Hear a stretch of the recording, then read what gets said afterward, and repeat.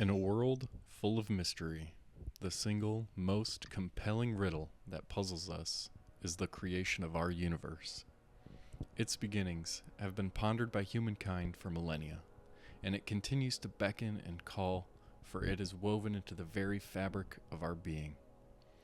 Among those believed to have gained an intimate understanding of our cosmos are the inhabitants of a time referred to as the last Atlantean era. But all we have about this epoch are myths and legends of the lost continent of Atlantis. The story of Atlantis can be traced back to Plato. While historians regard Atlantis as an invention of Plato's mind, Plato himself suggests to us that Atlantis was real. He says its story came to light when Solon, a Greek statesman, traveled to Egypt to learn more about the antiquity of Greek civilization. It was at an Egyptian temple that Solon met with learned priests, experts in history, who recounted the tale of Atlantis.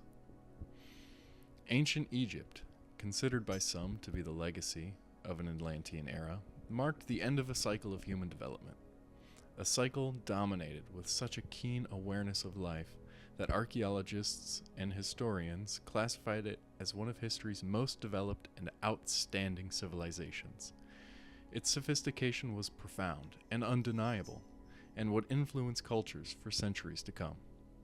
While I will not delve deeply into the workings of Egypt, I will mention here that Egypt was ruled by a philosopher god-king known as a pharaoh. The power of rulers was not just physical, but also mental. The ruling class kept their secrets and philosophies to themselves and away from the public. Education was only given to the elite families that were to use this knowledge differential in order to subject those of the lower classes to their rule. Only an estimated 1% of the population could read or write. Because of this, with the deterioration of Egyptian society went their secrets. Insights into their teachings and techniques of craftsmanship, science, and methods of awareness became obscured by a wave of ignorance that would ultimately plunge Earth into the abyss of the Dark Ages, a pit from which hopefully we will again emerge, for such is the swing of the pendulum.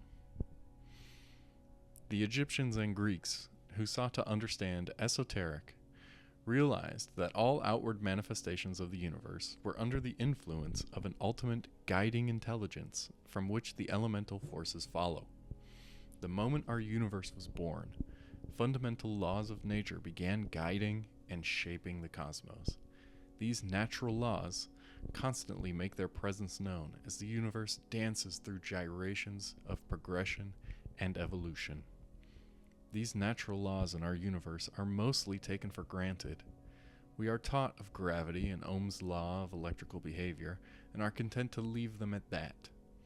Simple mathematical descriptions of abstract behaviors with no more thought given to them. Most are oblivious to even those, as they refuse to step foot in a physics classroom. While those in the physics class would never think twice of the other more occulted principles that have no figures attached, it is a paradox, for the treasure of these principles is hidden in plain sight. Whether or not they are perceived and appreciated is dependent on the condition of the mind. The beliefs, opinions, and biases that one typically holds creates a veil that obscures the principles and prevents a clear point of observation.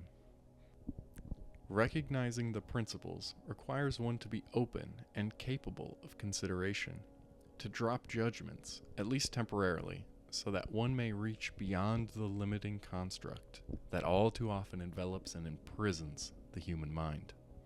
A truly genuine path of honest, open-mindedness is almost extinct in the world controlled by omnipresent social pressures to conform imposed by the new electric paradigm.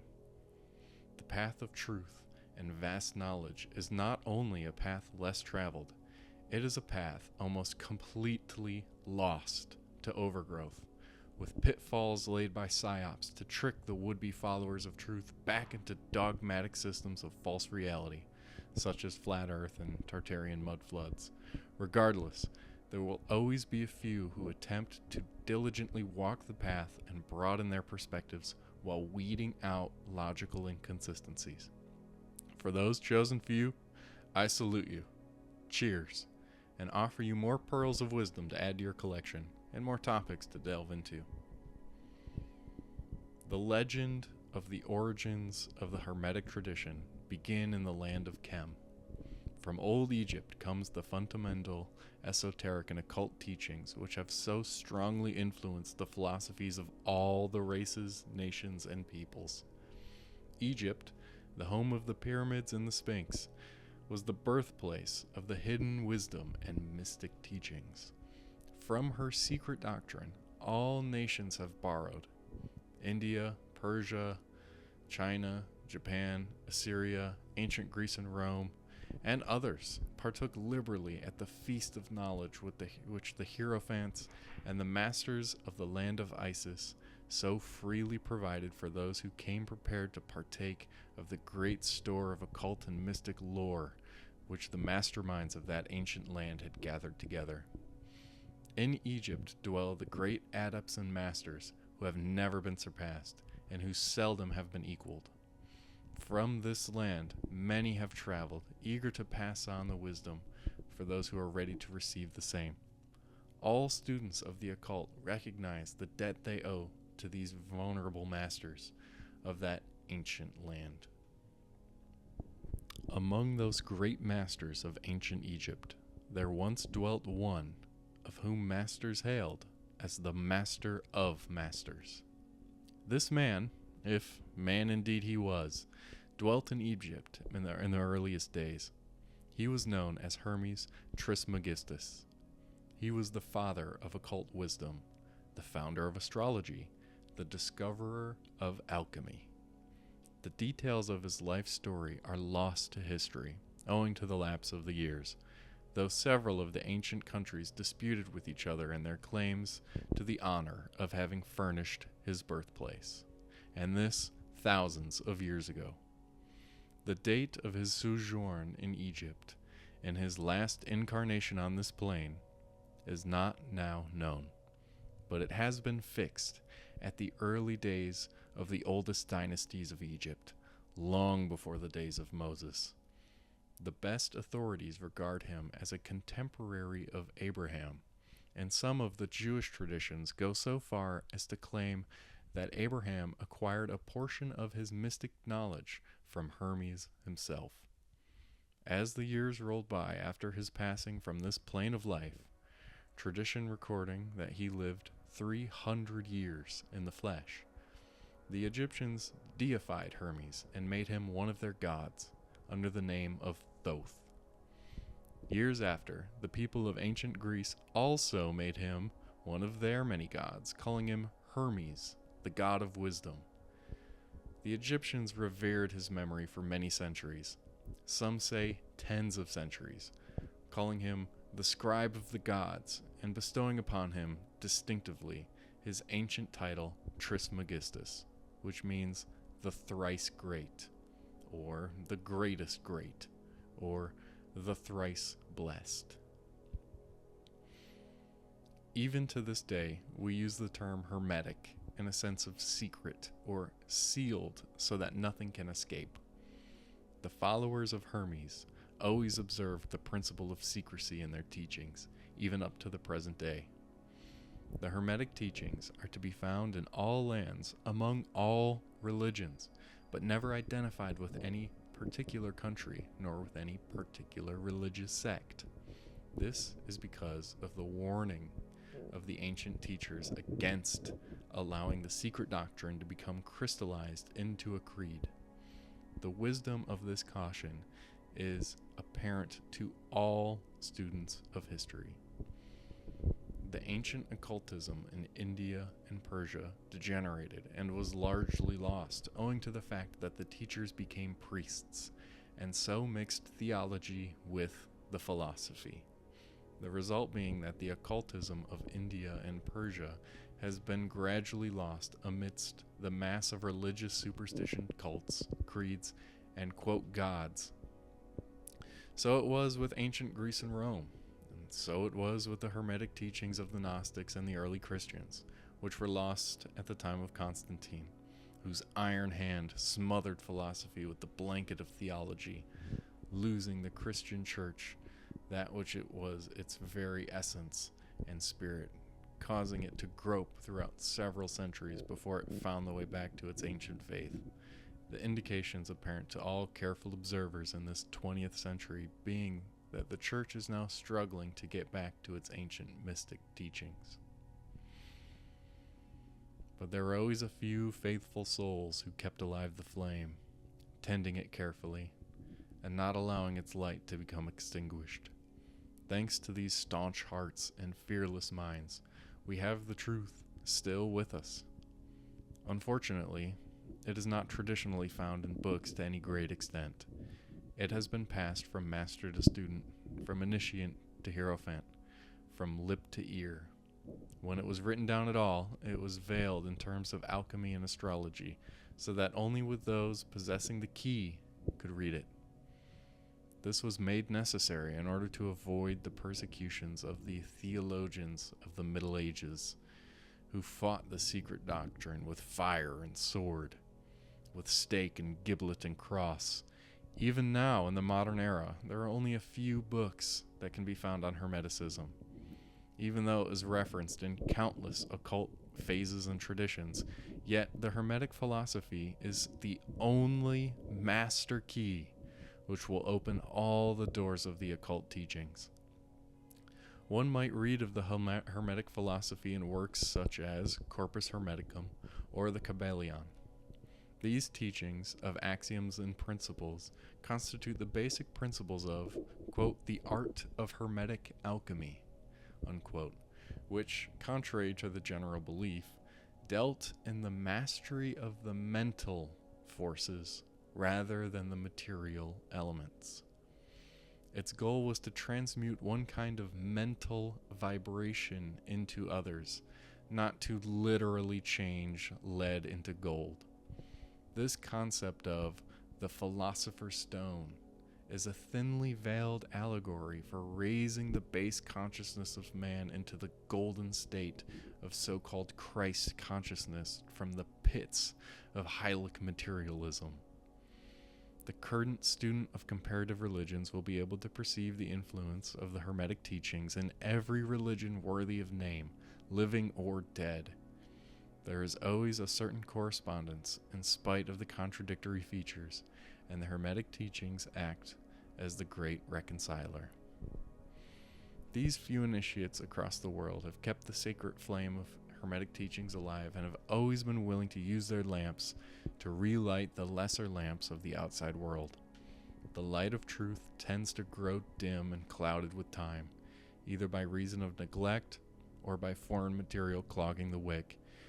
There will always be a few to tend faithfully to the altar of truth, upon which is kept alight the perpetual lamp of wisdom. These men devote their lives to this labor of love, as stated so well by the poet. Oh, let not the flame die out, cherished age after age in its dark cavern, in its holy temples cherished, fed by pure ministers of love. Let not the flame die out. Unfortunately, the truth of the dates of the origin of Hermeticism is most likely not as fantastical as the legends tell. Now, Hermeticism was truly almost destroyed by early Christianity during the time of the fall of Rome. Some of the original texts were preserved in temples in Syria by Byzantine scholars and made their way to 15th century Florence. As the story goes, a man by the name of Marsilio Ficcio, sorry Italians, was tasked by the Medicis to translate the newly found Hermetic texts. He reportedly was told to pause his work on the translations of Plato to prioritize the Hermetic texts, as they were seen as much more important, and the Medici was getting old. This introduction and popularization of Plato and Hermetic philosophies influenced the Italians, who helped spread it from there into our modern age. A more recent discovery is also an interesting addition to this story. There were some Coptic texts found of the Hermetic teachings in a library near Nal Hammadi in Egypt in 1945 that placed the date of birth of the Hermetic teachings to around 3rd or 4th century AD. Although admittedly, oral teachings of this philosophy may have occurred much earlier than the manuscripts. The facts of the archaeological findings remove the origin of Hermetic philosophy from ancient Egypt and place it more squarely among the Gnostics, which does make sense, but like I said, oral teachings could have occurred much earlier. It's really hard to tell. Hermes Trismegistus most likely did not live in Egypt or teach Abraham. Regardless, the legends make for a good story, and the truth of the origins do not remove any of the potency from the teachings themselves. The Hermetic tradition is a very valuable tool that can be used by one looking to unlock the doors of occult teachings. The Hermetic tradition is not one for those seeking popular approval or a large number of followers. It is a sharp set of principles that cut right through the veil. These teachings comprise themselves of strong meat for grown men and women, not milk for the babes, so to speak. Hermeticism, therefore, was not freely given to the masses. Hermetics, above all else, are extremely elitist. They do not cast their pearls of wisdom before the swine of the masses of humanity. They believe that the vulgar materialists would trample these pure pearls in the mud and mix them with their disgusting mental food they consume most eagerly. Before we judge these old masters too harshly, let us remember that they lived in a time where, if publicly promulgated, these teachings would bring down upon the teachers a great cry of scorn and revilement from the multitude, who would raise the cry of "Crucify! Crucify!" The masters of Hermeticism were no martyrs.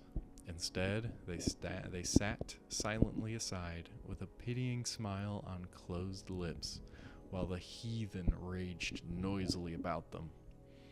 They know that the barbarian hordes of humanity love nothing more than to torture and kill the honest but misguided enthusiast who imagined they could force these barbarians to drink from the springs of truth. Likewise today, teaching occulted philosophy is not for those that would seek to get rich quick. We no longer tend to execute the new teachers, but instead we enjoy making a public mockery of their teachings without listening to or even trying to understand them. Instead, the masses prefer the soft coddlings of the New Age, so-called philosophers who preach inaction, that reality is an illusion that you control with only your mind, and that the goal of life and of spirituality is to reach a state of pure and uninterrupted bliss.